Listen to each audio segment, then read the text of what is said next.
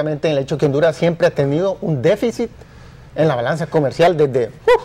Cambio, bien que Alemania tuvo por siglos déficit en la balanza comercial.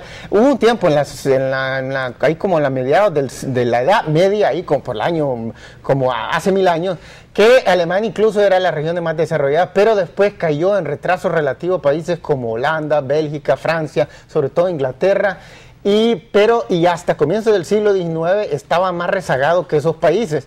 Y muchos le decían a Alemania que estaba condenada a seguir en rezago eterno.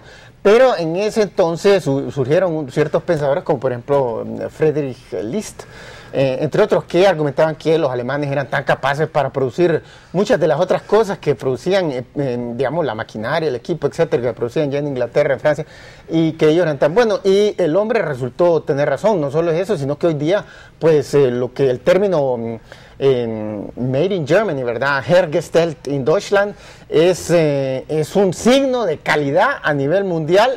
En todos los países del mundo la gente pregunta, por ejemplo, un Volkswagen, bueno, hecho en México, en Alemania, hecho en México, la gente usualmente no está muy convencida de comprarlo, porque obreros tal vez en lugar de atornillar 5 veces la cosa, ahora le hicieron 3 veces porque estaban demasiado ocupados cortejando a la muchacha de al lado o preparándose para ir a la cantina. Entonces, Alemania resultó que la tesis de Friedrich List hace como 200 años resultó ser cierta. Pero hay algo que nos preguntábamos sobre lo que podemos aprender, y de eso creo que lo que podemos aprender es que no hay que aceptar esos argumentos de que un país está por siempre condenado al fracaso, ya porque en el pasado estuvo rezagado, estuvo menos desarrollado que otros. No sé qué opinan sobre ese respecto. Pues en el caso de Alemania, yo creo que el auge de Alemania en el decimonónico se debe a la construcción de una red de ferrocarril. El siglo XIX. El ferrocarril necesitaba acero, hierro fundido, todo eso. Entonces se han construido altos hornos. O sea, toda una industria relacionada con la construcción de ferrocarril. Y si hoy no es el ferrocarril, quizás son aeropuertos, o son puertos, o son trenes de alta velocidad. Eso es algo donde nosotros damos mucha énfasis. Todos los países podrían concentrarse en alguna cosa. Para ningún país hay límites de desarrollarse.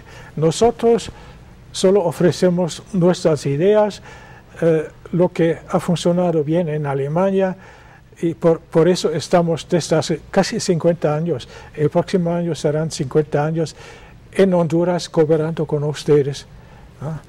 Y desde el 1961 estamos con ustedes en cooperación financiera, en cooperación técnica, prácticamente en todo el país, y mucha gente conoce las siglas de nuestra cooperación.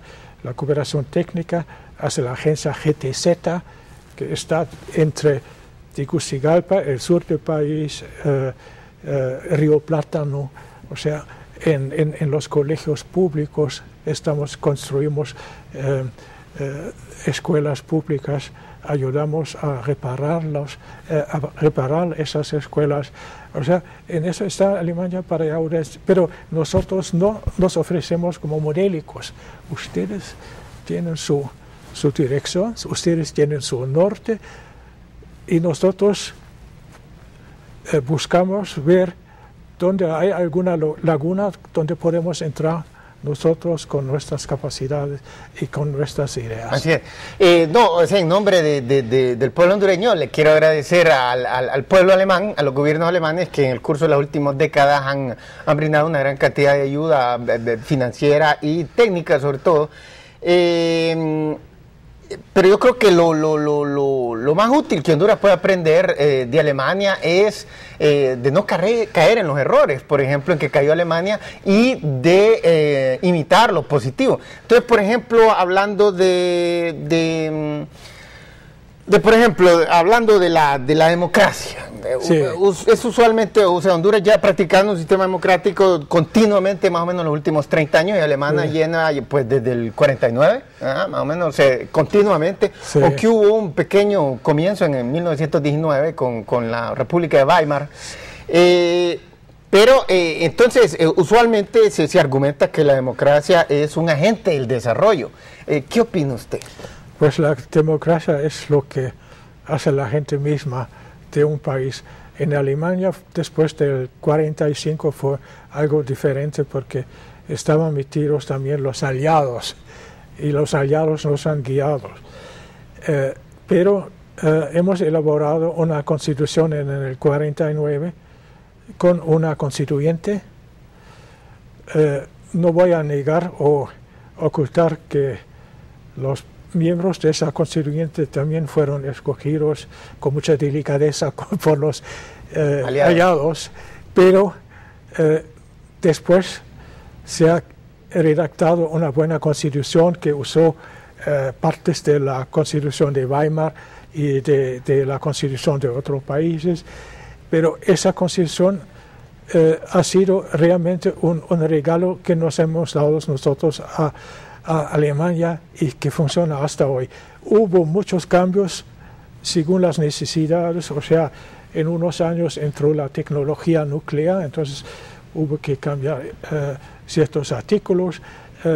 En el 45, 46 hubo la creación de un nuevo ejército, unas fuerzas armadas, entonces había que cambiar también ciertos artículos, sobre todo sobre... Pero hay algo que nos preocupa sobre la democracia. Sí.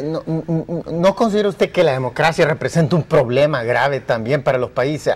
Tiene su lado positivo, pero tiene lados terriblemente negativos. Queremos pasar unas imágenes, unas fotos, la última foto que teníamos ahí listadas, porque la democracia en Alemania nunca se había existido hasta después de la Primera Guerra Mundial, y en 1919 nació la primera democracia en Alemania, y la gente fue a votar y inmediatamente empezaron los problemas. En 1923 hubo guerra civil entre comunistas, fascistas, hubo una hiperinflación de 23,000%, y finalmente lo estabilizaron, el famoso doctor Schacht del Banco Central en entonces, sí. Pero aún así, aquellos problemas, y después en el 29 vuelve a caer en una gran crisis económica. Ninguno de los partidos que en entonces habían estado alternándose logran solucionar, y en la desesperación la gente votan por este hombre. No fue la gente. ¿Quién ayudó? Él sacó 37% de los votos en la ascensión de Hitler. Fue la pequeña burguesía, los industriales, todo, y los trabajadores mal calificados. No, mire, en las elecciones de 1928, sí, los nazis solo ganaron 2% de los votos. 2% de los votos. Me refiero al tiempo de... No, en cambio, en 1932... Sí. Ganaron 37% de los votos, convirtiendo en el partido que más votos obtuvo. Y por consiguiente, el presidente le tuvo que decir, bueno, usted forme el nuevo gobierno. Pero a lo que voy es que eso fue por la crisis económica. Decir que en 1932 había 30% de desempleo y 1 millón de alemanes murió de hambre o de frío por la gran crisis económica. El punto es que los partidos tradicionales, sí, entonces, no eran tradicionales, acababan de nacer, pero ya lo que era la socialdemocracia y la democracia cristiana, sus predecesores, no pudieron solventar el problema. ¿Y cómo fracasaron? Entonces, Hitler, que era un oportunista, vio la oportunidad y la gente votó por él. El punto es que fue la democracia quien permitió que una persona que hoy día nuevos estudios muestran que él era esquizofrénico, ha llegado al poder. Este es un sistema que deja que cualquier retrasado mental, que cualquier ignorante llegue al poder. Un sistema que es demasiado libertino para el tipo de personas que puede ocupar un puesto tan importante como el poder. ¿No considera usted que un puesto tan importante como presidente o primer ministro? Por eso tenemos algunas cautelas en nuestra Constitución. Aquí todo lo que piden es saber leer y escribir, y en Alemania tampoco nos piden, pero tenemos que hacer una pausa comercial y después nos va a contestar sobre lo que usted opine sobre ese tema. Así que por favor no se vayan, que ya regresamos en unos minutos.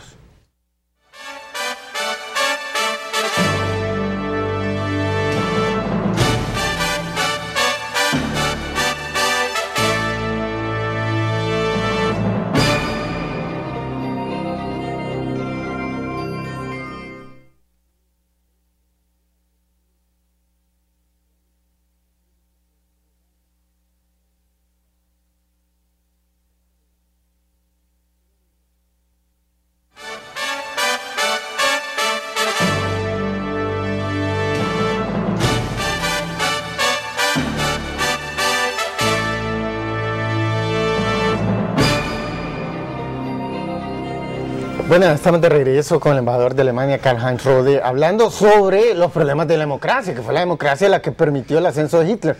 Dicen la mayoría de los historiadores. Lo que los historiadores están diciendo es que, o sea, la catástrofe económica, fíjate, la crisis económica comenzó en Wall Street en octubre del 29 y después rebotó a Alemania, y como los Estados Unidos le había pedido prestado un montón de dinero a Alemania, entonces los banqueros de los Estados Unidos, al ver colapsar sus ingresos, inmediatamente, como dicen, pidieron los préstamos de vuelta, y de repente toda la producción alemana está paralizada, sin capital de trabajo, que se le dice. Ese tipo de préstamos que hacen, el revolving, que le dicen en inglés, el tipo de préstamos que se hacen a veces por 3 meses, 6 meses, simplemente para comprar mercadería, para meterlo en la fábrica, y después entonces sale el producto y vuelven a pagar el banco. Entonces se paralizó todo, que es algo similar a lo que vimos ahorita en la final del 2008. Pero lo que vamos es lo siguiente: la mayoría de los historiadores dicen eso, que el problema era que los alemanes no creían en Hitler, se burlaban. Por ejemplo, él cuando comenzó su movimiento en Múnich, en Bavaria, se burlaban y decían: ahí está el loco de Hitler hablando en la esquina. Y como decimos aquí en Honduras, nadie le paraba bola, pero fue cuando la gran crisis. El problema es que antes de eso ya había habido una gran crisis en el 23, en el 20 también. Por la gran inflación de 10.000%. Pero ese fue culpa de los políticos electos democráticamente en ese entonces. No, fue el efecto tardío de la manera de cómo fue financiar la Primera Guerra.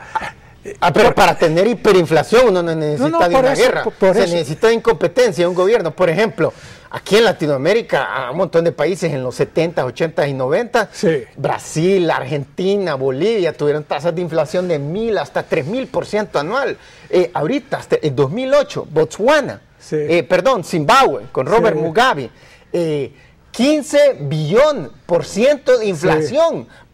Billón, no era. O sea, en Alemania fue 23.000%. Pero la gente fue a hacer compras en una carretilla con los billetes encima. Para comprar una barra de mantequilla o un litro de leche. Exacto, pero eso nuevamente, fracaso de la democracia. Fueron los políticos democráticamente electos. ¿Por qué? Porque el sistema democrático no pone restricciones sobre el tipo de personas que puede ser elegida. Usted sabía que ahorita, hace un mes, hubo elecciones en los Estados Unidos de la mayoría del Congreso, todas las cámaras de representantes y 1/3 del Senado, también las cámaras legislativas. Pero lo mismo pasa en Alemania ahora también. No, pero ha pasado un año desde las últimas elecciones, y por lo menos según la intención del voto, ya los electores están castigando al gobierno. Sí, pero lo que voy es que ahorita también hubieron elecciones para gobernador.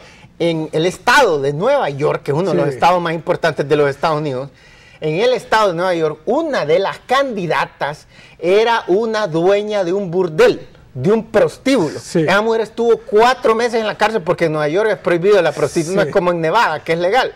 Entonces estuvo en la cárcel por prostitución. Una de sus muchachas se acostó con el gobernador de Nueva York en ese momento, John Spitzer, que tuvo que dimitir de su puesto cuando la prensa sacó esas revelaciones.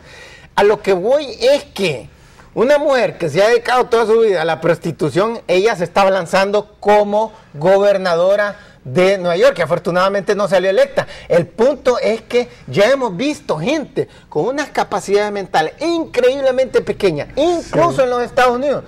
Recientemente acaba de salir, hace 2 años, una persona que todo el mundo se burlaba de su inteligencia porque era increíble. Y uno dice, este sistema todo el tiempo llega a que cualquier bruto llegue al poder. Es una cuestión de tiempo el momento en que llega otro Hitler en algún otro país. Yo creo que porque es demasiado libertino. ¿No considera usted que la democracia debería establecer restricciones? Por ejemplo, decir, solo gente que tenga una gran cantidad de estudios universitarios. De esa forma garanticemos que no llegue un loco. No, lo niego. No puede ser, porque una democracia vive de la representación. Y cómo representar a un pueblo si solo están gente con una carrera académica, si